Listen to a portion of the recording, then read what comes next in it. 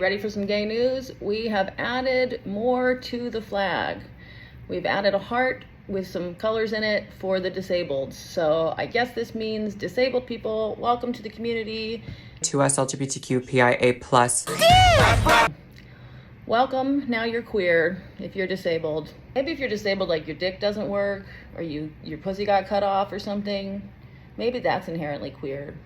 Otherwise, I don't know, you might not have known it, but you're one of us now. A little brief history of the flag in case you missed it. Originally, the pride flag actually had 8 colors. There was a pink and a turquoise color that were in the mix there before they streamlined it down to 6 colors. And it was like the pink was for hot gay sex and yellow was for sunshine. Like it was just all kind of like the gayest shit you can imagine. Some gay dude made it up in 1978 because Harvey Milk wanted him to. I should use his name, Gilbert Baker. They were like, well, we're gonna mass produce this thing. Let's take it down to 6 colors, kind of streamline it, just make it into a very simplified rainbow. And that's the one that most of us, knew for a long time. Which I gotta say, the pink and turquoise weren't doing that thing any favors. I'm not the biggest fan of the color scheme that we've got going on for the gay rainbow. Maybe it's just because it became so corporate. Maybe I think I used to like it more, but then I think we could tweak some of the shades in there to make them cooler. And in fact, the disabled flag, I'm really into that. I don't know where they got the heart from. That's not something I've seen before. You know what? How about we take that flag to be the gay flag, and then they can just have the rainbow. Anyway, so it started out with 8 colors, and then they streamlined it down to 6, and ever since then, we've decided instead of streamlining it and simplifying it, we're gonna keep adding more. It really wasn't until 2017, though, that in Philadelphia, some people decided to make a flag that had black and brown, which, this was kind of in the Black Lives Matter era, well, it's thoroughly in the Black Lives Matter era, and so people are, doing this kind of thing, like, seemed a little virtue signally to me, because the rainbow flag, when it was never racial, it represents stuff like sunshine and gay sex, and the colors didn't correspond to races. So adding the black and brown felt a little extra. It already included people, but it's kind of like whatever. I mean, I did find this thing on the internet that was talking about the Philadelphia pride flag, as it was known.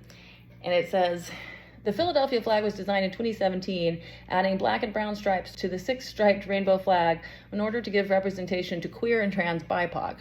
But I find that interesting because if it's BIPOC, which stands for Black, Indigenous people of color, Black or Indigenous people of color, then if they're Indigenous, the black and brown really isn't representing them.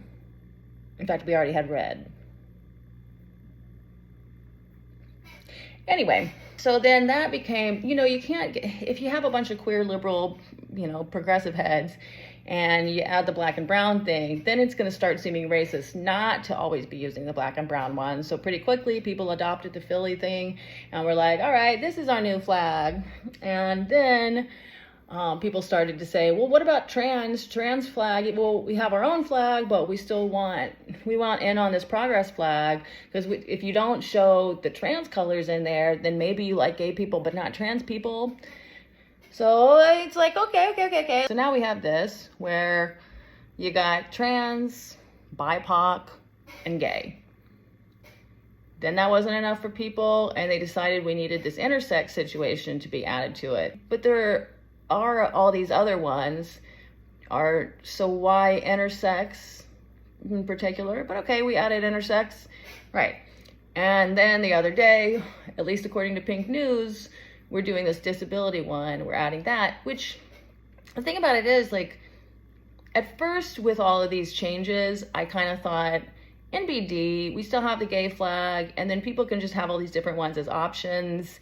If they want to do the convoluted flag, they could do that. If you want to do the gay flag, plus, show these other flags that you've got, you could do that. But then it started becoming more and more of a thing where you're seeing the intersex, trans, BIPOC gay flag everywhere, and sometimes when you're going to buy these things, you can really only get those ones, and It's like not acceptable to just do the gay one anymore. Some people think it's a dog whistle if you just do the gay flag. So this is where it becomes like, well, if this is going to become the official flag, we need to talk about that there seems to be no graphic designers in the LGBT, etc. community. This is not great. And in fact, if you go and look at the comments on Pink News' Instagram post about this, I don't think I saw a single positive comment. I think every single one of them was either like, hey, you're adding this disability shit, but what we really want is accessible spaces at gay events.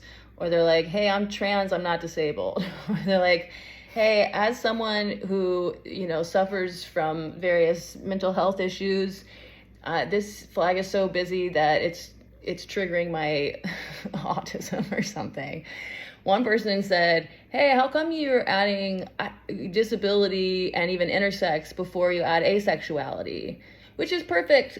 It's a stupid thing to say, but it also is perfect because it shows how arbitrary this is, because it's like, yeah, should we not have non-binary in there? Asexual, sure, polyamorous. I mean, I like to joke about this because it's like, so if these are the ones who get through, are they turning any down? I am surprised they haven't added the Palestinian flag to the Progress flag already, but why stop there? We could do autism and ADHD, since the comorbidity between gay and queer shit and all those mental disorders is pretty high. So why disability when there are all these letters that were already in there from people who actually are queer? We haven't added pansexual. We haven't added furries. So here's my proposed flag for what it should be if we really were progressive.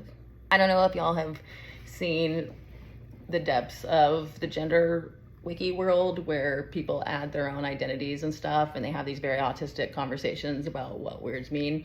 When I used to do the Gender Fluids podcast, then we made it into our ending bit and also our Patreon thing, where my co-host and I would just roast we would go through every single word on the gender wiki. Although they would proliferate faster than we could review them, we would go through every single word and start making fun of them. Although a lot of times by the end of it, I would be like, well, I do identify as that too. But so they do have ADHD gender, where ADHD gender is a neurogender identity in which one's gender is influenced by their ADHD. For example, lack of attentiveness can affect the focus on gender identity and experience. This term is exclusively for neurodivergent people with ADHD. So they're like, sometimes I lose focus and then I don't feel like a man anymore, which is true because men can't multitask. So if you find yourself unable to multitask, then you probably are a woman at the time, even if it's just because you're ADHD. But so there's that, and they have a flag, which is this little butterfly situation, which makes sense, right? Because it's kind of like, oh, butterfly, you're like distracted. Could be a squirrel, could be a butterfly. They went with butterfly. I wound up going down a rabbit hole because I stumbled across this tweet when looking up all of these different flags. And this is from a user named Polyanthem on Twitter, Casey Shark Gay Flag by Polyam Disaster Dyke. She says, stop using straight to mean not queer. Seriously fucking stop it. You're excluding trans hets. For the love of God, just say allo cis hets.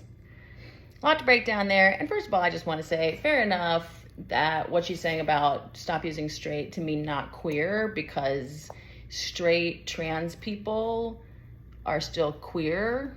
And you might be like, why does this matter? And it's just because when certain kinds of left people, blue team people, say straight white men or straight people or straight white people, like straight is an insult, straight is you're one of the bad guys, basically, or you're at least lower in the totem pole. We all know this, And so there are some trans people who are like, hey, I'm straight.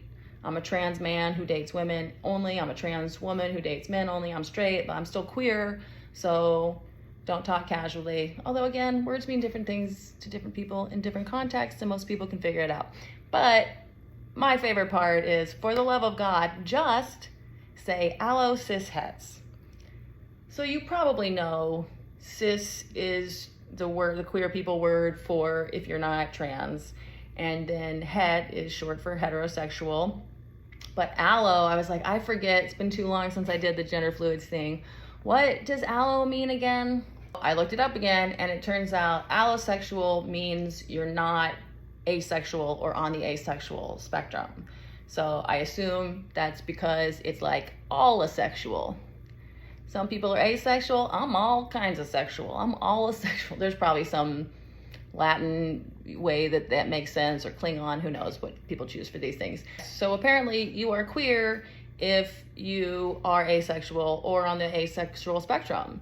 So if you're demisexual, which means that you only want to have sex when you feel a connection with this person, i.e. a woman or a sensitive man, then you're queer, which I'm like, no. I mean, yes, I guess, because all women are queer, that's true, but that's because all women are bi, not because we need to be putting labels on the spectrum. If asexual is a spectrum, right, we're all on it.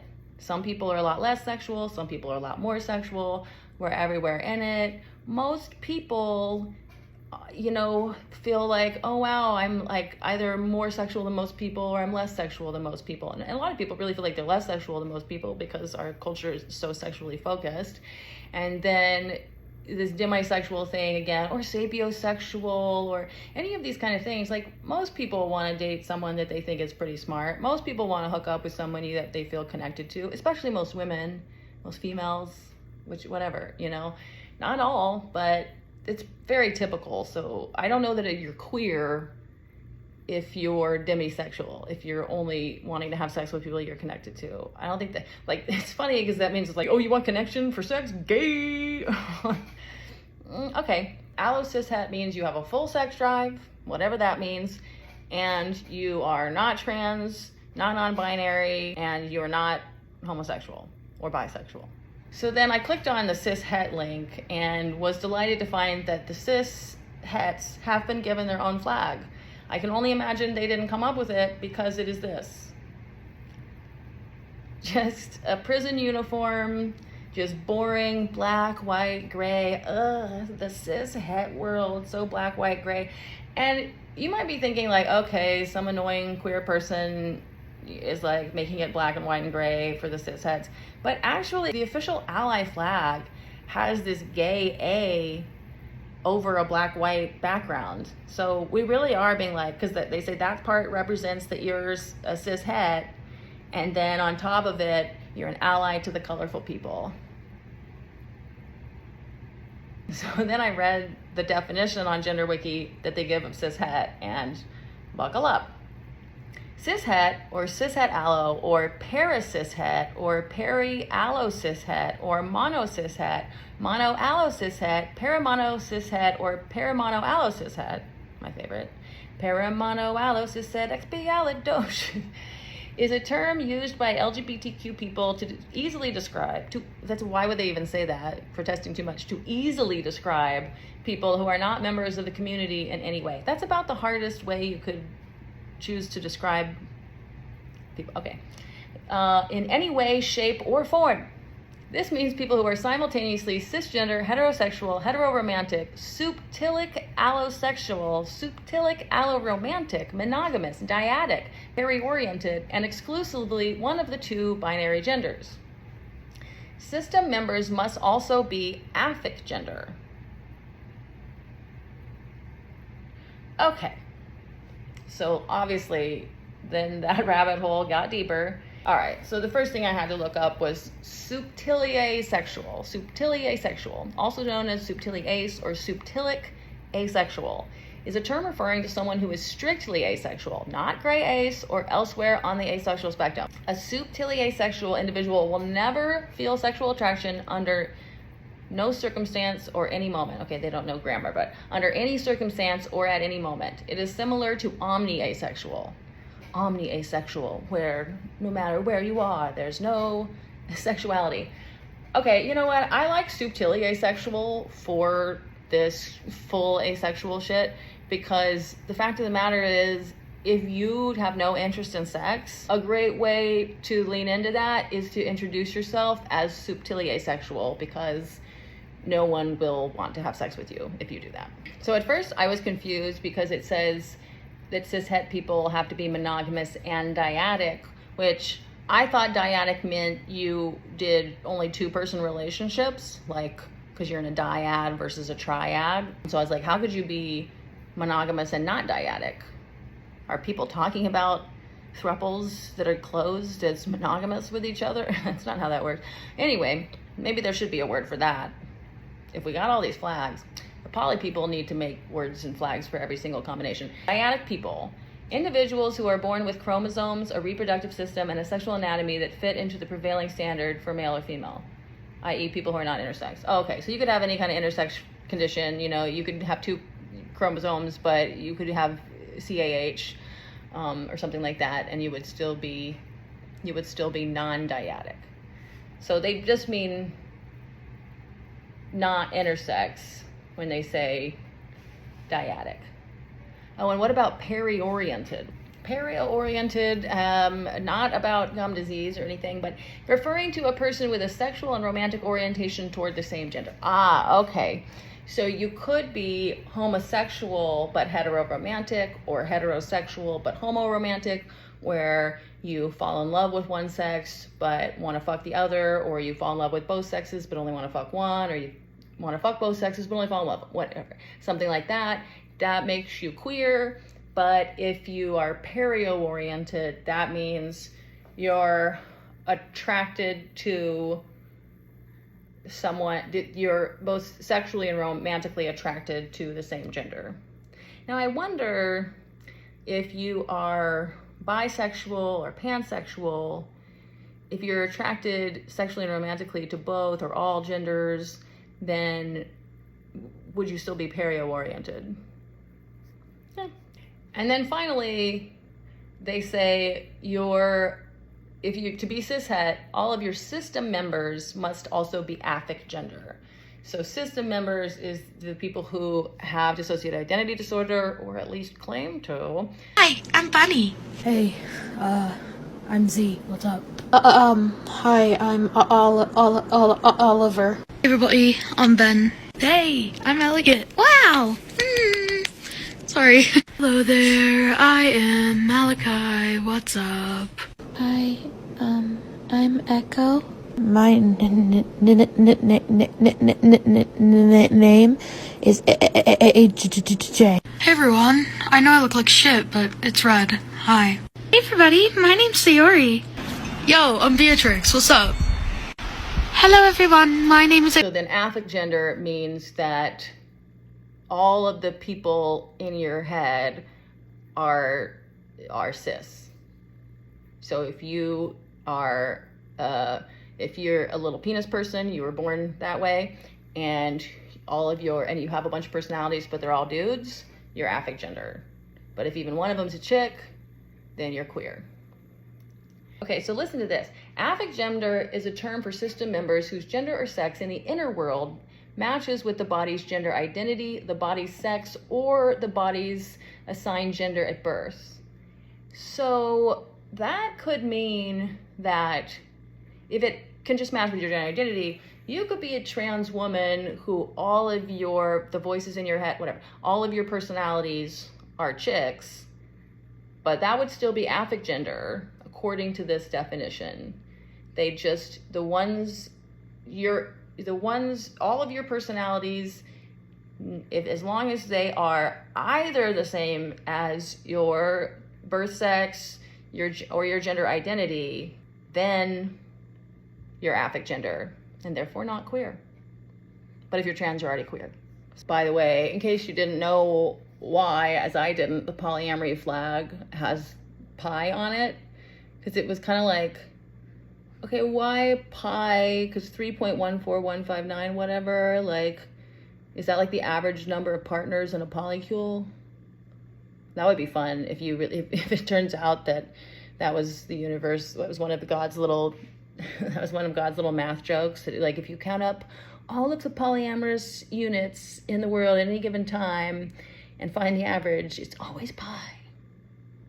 evidence for God again. Or I thought maybe it's because they want to eat their pie and have it too. No, it's because pie represents the infinite love that polyamorous people have to give, because, you know, there's an infinite number of digits in pi.